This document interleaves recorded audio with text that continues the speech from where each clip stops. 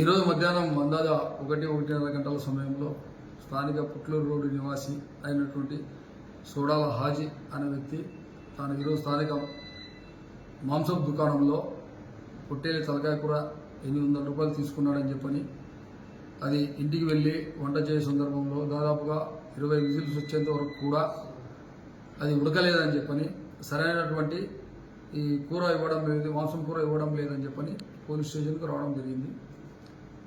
ఈ సంఘటన ఆశ్చర్యం కలిగించింది. నిత్యము ఏదో ఒక ఆందోళనతో ఉండేటువంటి తాడిపత్రి పట్టణంలో అకస్మాత్తుగా ఈ విధమైనటువంటి కంప్లైంట్ రావడం ఒకంత ఆశ్చర్యాన్ని కలిగించింది.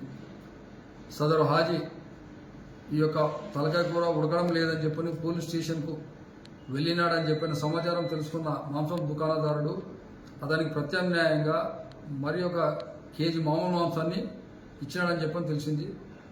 ఈ సందర్భంగా ప్రజలకు తెలియజేయడం ఏమంటే తాడిపత్రి పట్టణ పోలీసు వారిని ఆశ్రయిస్తే ఎటువంటి సమస్య కూడా పరిష్కారం అవుతుందని చెప్పని ఒక నమ్మకం ఏర్పడింది అని చెప్పని ఈ ద్వారా మీకు తెలియజేస్తున్నాను.